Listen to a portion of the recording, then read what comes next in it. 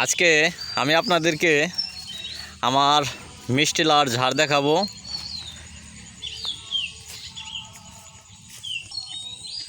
আমি সাধারণত কোনো জায়গায় পতিত রাখি না।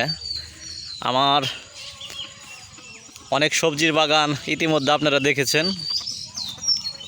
এখন আমি আপনাদেরকে দেখাবো আমার মিষ্টি লাউর ঝাড়গুলো। অনেক ফুল আসছে এবং দু একটা মিষ্টি লাউ ধরছে।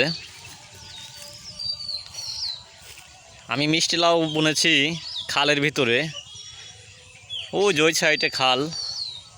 তো আমি আপনাদেরকে নিয়ে যাই, ভিডিওটা দেখতে থাকুন। এই যেটা আমার মিষ্টি লাউর ঝাড়। এই যে এখানে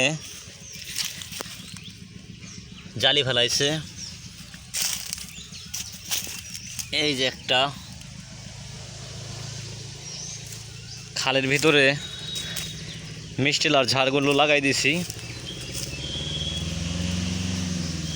এই যে এখানে আসছে, যে একটা করে পাতা ফেলাই দেই যাতে যদি রোদ লাগে, রোদ না লাগলে জালিগুলো পচে যাব।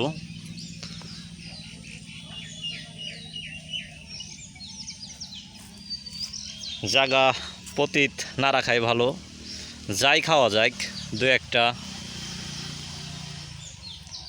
আমি আপনাদেরকে দেখাই আমি কপি বুনছি কোথায়। এই যে খালের পাড়ে পাতাকপি, এখান থেকে মোটামুটি 7-8টা খাইছি, এখনও আরও কয়েকটা আছে।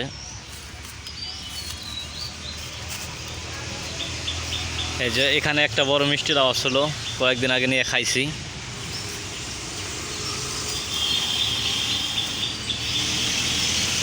ও যে